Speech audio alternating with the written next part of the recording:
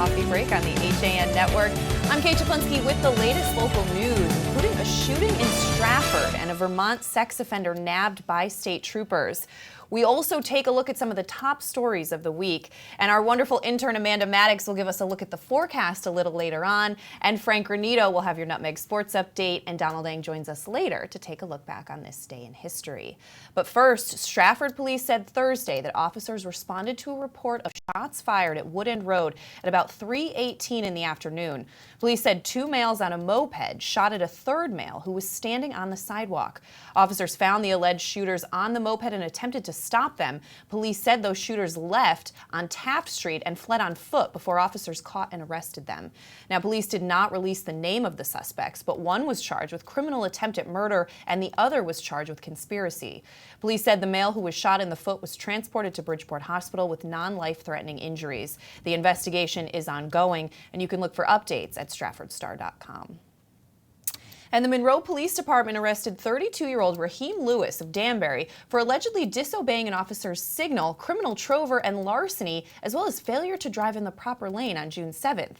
Well, police said that on March 21st, Lewis was traveling north on Route 25 in Monroe when he was observed by an officer driving erratically.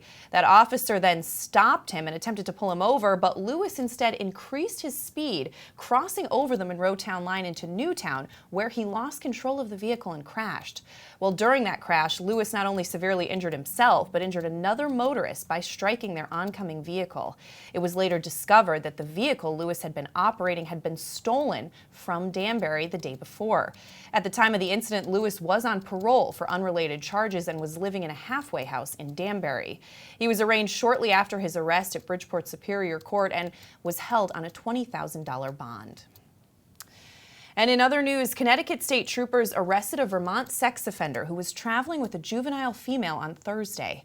Well, on June 8th at about 3 in the afternoon, troopers from Montville were notified that a missing juvenile female from Vermont was traveling with a Vermont registered sex offender and may have been seen in Lisbon, Connecticut. Well, the suspect, 47-year-old William Smith, and the juvenile were found inside a Walmart on River Road in Lisbon. Upon arrival, troopers located Smith and the juvenile inside the store. The juvenile, who was uninjured, was transported to Troop E and turned over to the custody of the Connecticut Department of Children and Families. Smith was also wanted by Vermont law enforcement on an active arrest warrant for felony violation of probation. William Smith was also charged as a fugitive from justice and faces additional motor vehicle-related charges.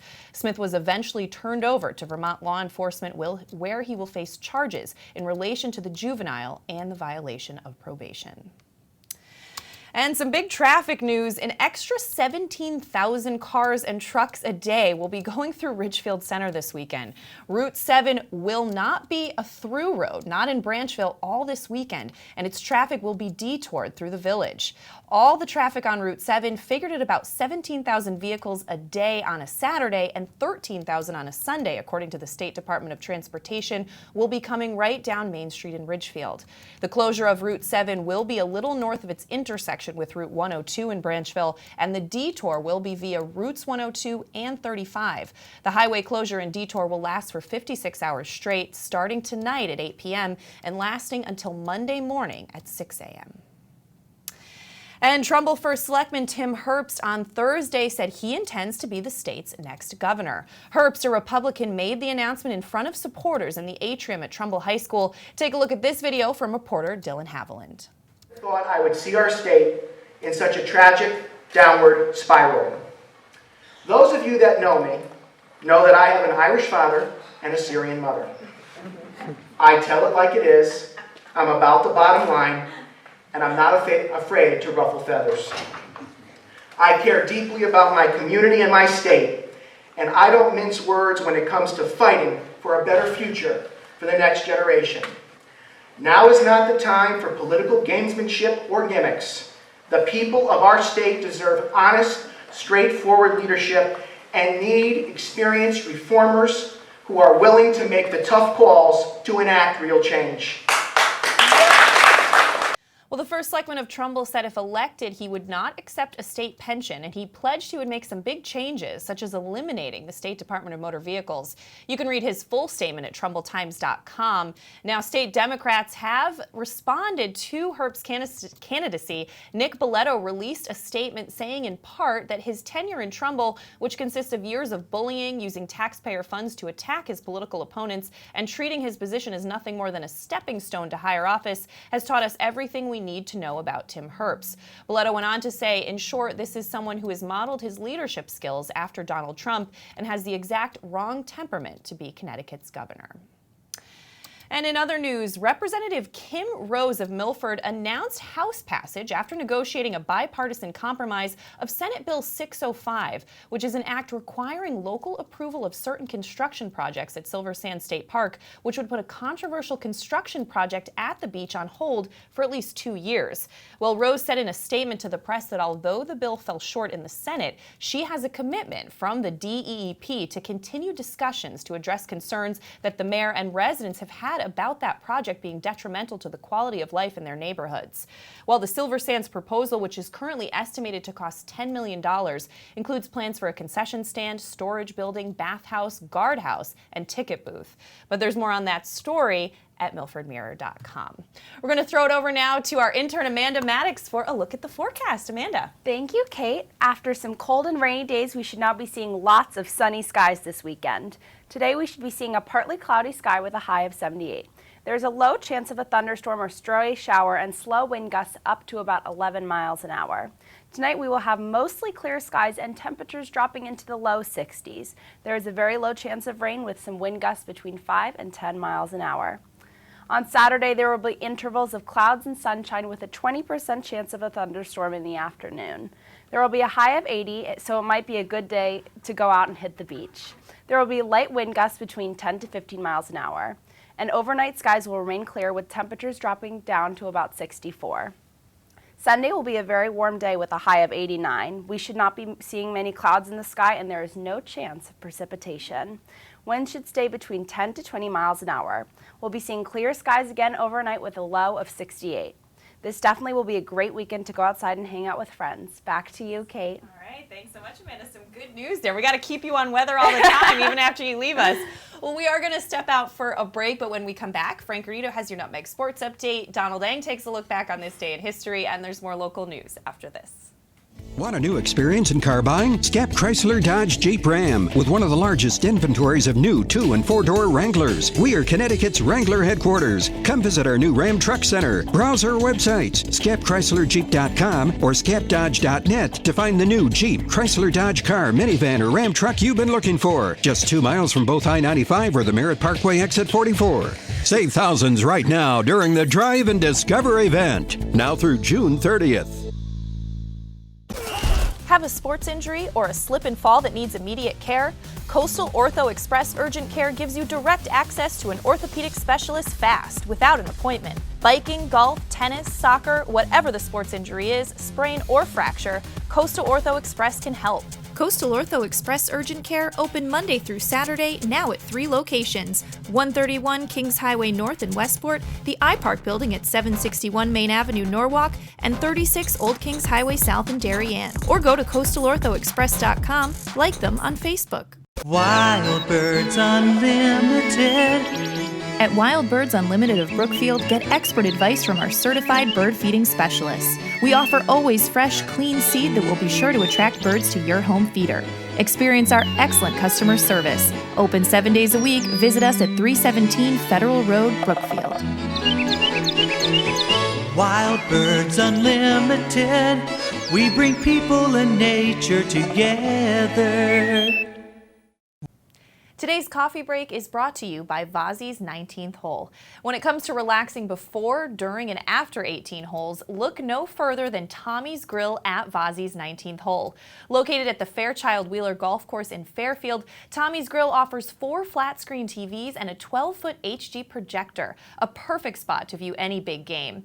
And if you're looking for a beautiful location for your next event, Vazzi's 19th Hole also offers the Fairchild Room. With 20-foot high glass walls, the space can accommodate accommodate 50 to 120 people. The patio also sets the mood for a wedding, golf outing, or just about any special event. You also have beautiful views of Long Island Sound and Lower Fairfield County. Find out more by calling 203-396-0147 or visit vazis19thhole.com. At Worcester School, we believe summer is a time for kids to be kids. We provide the safe and nurturing environment for them to find activities that match their interests and allow them to create lasting friendships. Summer at Worcester offers 7 weekly sessions at our Danbury campus from Monday, June 26th through Friday, August 11th for pre-K to grade 8. Find out more about our extended hours, new optional lunch program, and a new low price at summer@worcester.org or 203-830-3921. Summer at Worcester, experience the difference. Family and Children's Aid has been serving the community since 1809 and is now the largest outpatient children's mental health care provider in Western Connecticut. Our innovative services include providing shelter to homeless moms and children, substance abuse intervention, mental health counseling, and foster and adoptive services, among others. Our goal is to provide individuals and families a safe haven and hope for a brighter future. Find out more about us at fcaweb.org and call our Danbury campus at 203-748-5689. Better View Window Cleaning Plus has been cleaning glass all over Connecticut for over 20 years. They also specialize in cleaning chandeliers, mirrors, skylights, tiles, and will power wash anything that needs cleaning. They hold an A+ rating with the Better Business Bureau and are fully insured and bonded. When you deal with the Better View, you're dealing with the best, not the rest. Call today for a free estimate, 203-284-8836, or visit them online, abetterviewcleaning.com. At the Tile Shop at Doro Granite and Marble, you dream it and we create it.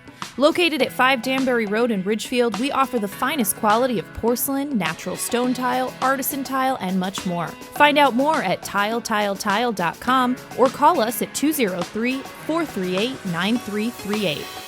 At the Tile Shop. Welcome back to this June 9th edition of your Coffee Break on the HAN Network. I'm Kate Czaplinski, and it's time to throw it over to Donald Eng to take a look back on this day in history. Don. Well, Kate, Hollywood held its breath, but most of them got off unscathed. First, though, we go back to 1772. The British schooner Gaspé runs aground in Narragansett Bay while chasing a colonial packet ship.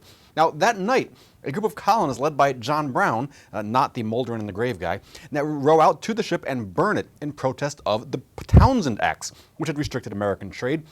Now you notice I identified the leader by name, but when the British investigators interviewed Newport's residents, not a single one of the town's 4,000 inhabitants could name any of these 67 men who participated in the raid.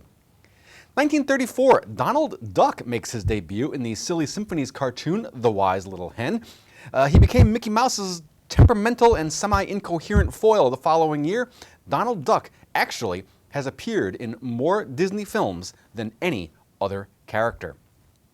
1973 in Elmont, New York, Secretariat wins the Triple Crown with a 31-length margin of victory in the Belmont Stakes. Now, to put the performance in perspective, 2 years ago, you might remember American Pharoah won the Triple Crown. Well, American Pharoah was wearing lighter shoes and ran on a faster track than Secretariat. Secretariat's time would have beaten American Pharoah by 40 yards. Finally, now we go to 1993. Check this out. That's what we're going to make.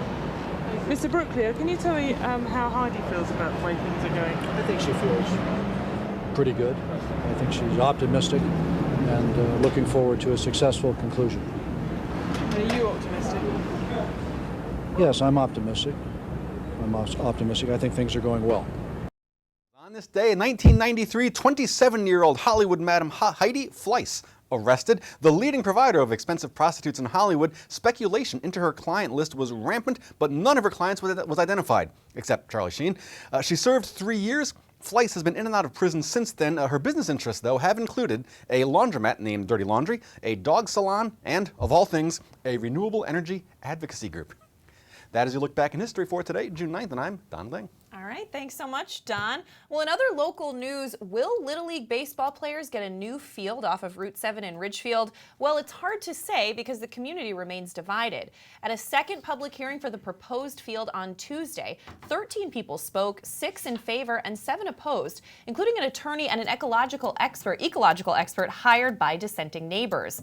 Well, the field, which would be on the Reading and Ridgefield border, will see its third public hearing in front of the town's Planning and Zoning Commission on Tuesday, June 20th.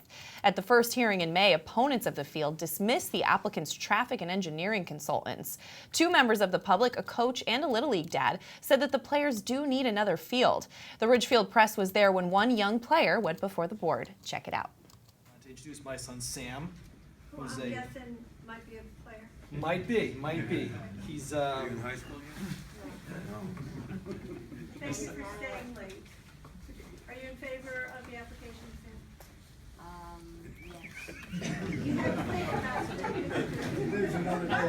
There's much more on that story at theridgefieldpress.com. But let's start over to Frank Granito now for a Nutmeg Sports Update. Frank. Thank you, Kate. And let's start off with volleyball as the championship in Class L was held yesterday in East Haven. The Darien Blue Wave capping off a phenomenal season, sweeping East Hartford for a 3-0 victory. Second seed Wave won by scores of 25-14, 25-19, and 25-16. Senior co-captains Alex Preston and Timmy Herget both had huge performances in their final games with the Blue Wave. Preston collected 15 kills and 3 blocks. Herget had 11 kills and 13 service points. It was Darien's third state championship, the first since 2011, when they defeated Newington 3-2 in the Class M final. In softball, Trumbull High defeated Stanford 3-0 in the Double L State Tournament semifinals. Leah Thompson, who had missed the first 14 games of the regular season after breaking her ankle, snapped the scoreless deadlock with a bomb of a home run to right center, leading off the 7th inning. That made it 1-0. Ali Zabo followed that blast with a single to left field. Then Delilah DeStefano hammered a 2-run shot over the fence, which made it a 3-0 game. Zabo went the distance on the mound, and Trumbull now, the number 9 seed, will face off with number 6 Southington for the title on Saturday from West Haven's Biondi Field at 7 p.m. Also playing in championships on Saturday, the Staples Wreckers baseball team. You've got both Darien and boys and girls lacrosse playing in championships in Class L. The girls team will take on the Wilton Warriors, and the New Canaan Rams will be playing in the Class M boys championship. Good luck to all of those FCAC athletes this weekend, and we'll have a full breakdown of all those games Monday on your Nutmeg Sports at 2 o'clock. That'll do it for this Nutmeg Sports Update. Let's go back over to Kate. All right, thanks so much, Frank. Well, Reading police officers, town officials, educators, and fire department members celebrated a number of civilian Good Samaritans on Wednesday, May 31st, who actively helped save a life in Reading over the last 2 months. Well, among those honored were 4 civilians who risked injury and rendered aid at the scene of a car accident on Route 107 in April that left 4 Joel Barlow High School students seriously injured. They also honored teachers and athletic staff that successfully performed CPR on a heart attack victim at Joel Barlow High School. While the group of town officials first recognized 2 civilian passersby, Richard Nicchio and Chris Consiglio, who physically removed incapacitated teens from a burning car at the scene of the April crash. The officials also recognized Ann Brown and Kim Plord, who rendered aid to the incapacitated car crash victims after they were pulled out of the car, and police department members Officer Colin O'Connor, Officer Rachel Cardella, Sergeant Tim Succi, and dispatcher Michael Bowens for their actions during that traffic accident. While 2 Barlow employees were also recognized as lifesavers last Wednesday, having performed CPR on the husband of a Barlow teacher who was not breathing and did not have a pulse. Gary Stein, assistant boys tennis coach, and Monique Brown, the athletic trainer, were recognized for their efforts in keeping the man alive. But there's more on that story at thereadingpilot.com. And the Wahlberg brothers, Donnie of New Kids on the Block fame, Mark, a movie star, and Paul, a chef, could be bringing their Wahlburgers to Trumbull. Hearst Connecticut Media reports the plan to open within the Westfield Trumbull Mall will be on this month's Trumbull zoning agenda. The franchise, which shares its name with an A&E show about the brothers and their Boston-based eating establishments, also has locations in New York and Pennsylvania, among other states. Well, the proposed site at the Trumbull Mall would be its first in Connecticut and would take up the old Ruby Tuesday space. We're going to step out for a break, and when we come back, we're going to talk about the top stories across all of our HAN Network websites this week after this.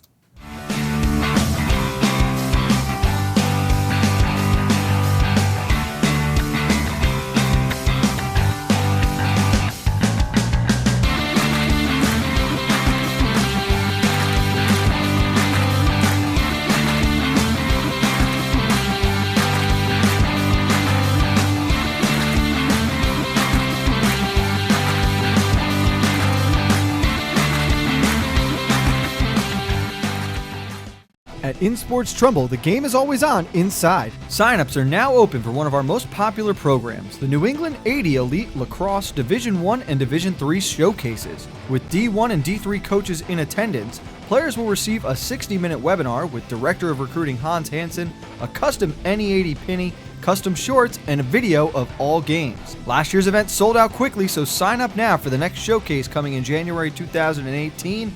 Like and follow us on Facebook. When it comes to considering the outside of your home, just imagine the possibilities. Whether your dream is a stunning freeform pool or a tranquil, secluded garden, the team of professionals at Stonebridge Associates will make it a reality. We offer unparalleled landscape design and construction, masonry development, pools, spas, and water features, as well as landscape and garden maintenance. No other firm can offer the same level of creativity, quality, and personal attention. Discover the possibilities at stonebridgeassociates.net or call 203-544-8376 today.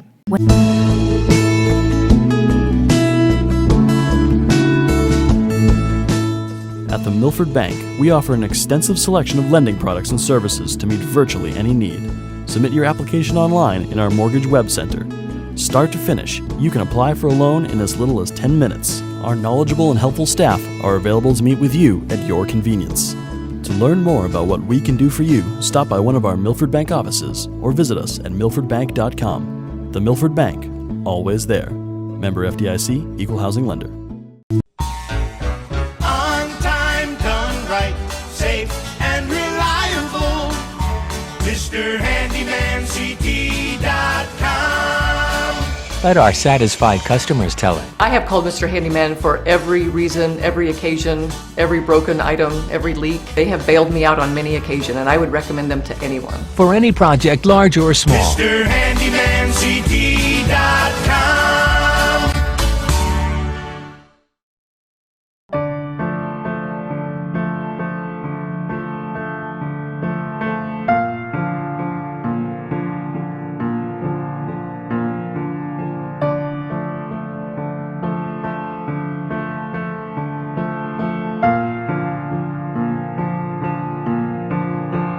Pizza to satisfy even the most demanding critics. Tuesday Pazza Pizza.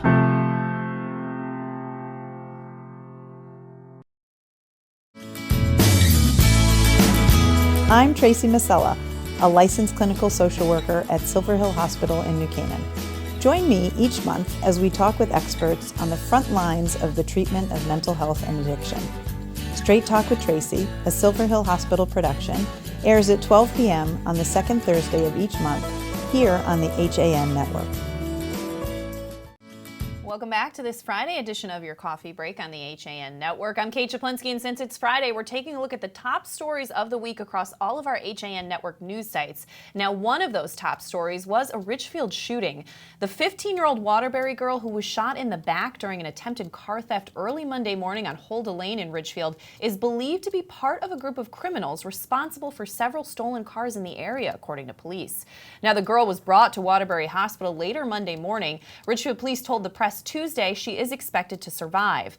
According to police, nobody has been charged with any crimes, and Police Captain Jeff Kreitz would not respond to inquiries about how many shots were fired during that incident or if the girl was armed during that attempted theft. He also did not reveal the name of the homeowner involved, and that investigation remains open.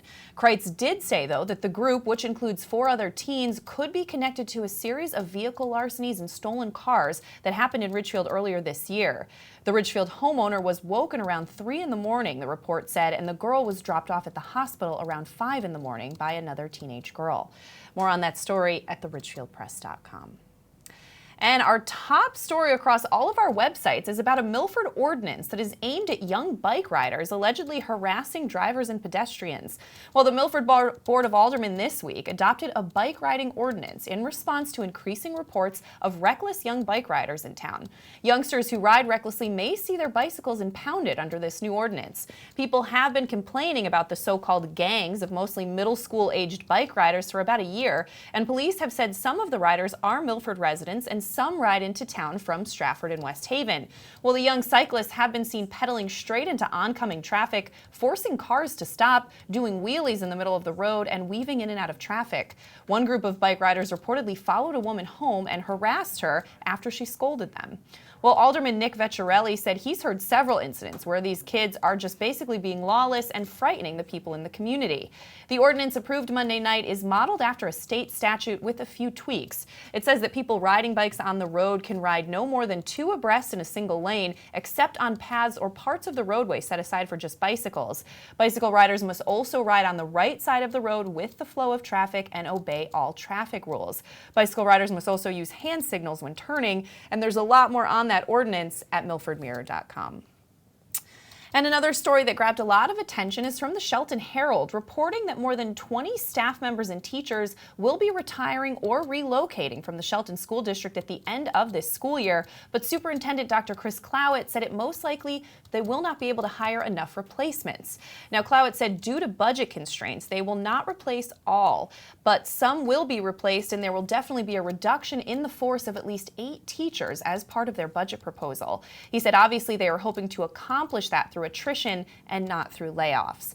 At a recent Board of Ed meeting, Chairman Mark Holden announced that Mohegan Elementary School's principal, Ellen Tuckner, will be relocating to a school in Ridgefield at the end of the year. Clowett said the current Long Hill School principal, Kristen Santilli, will begin her duties as the new principal of Mohegan School on July 1st.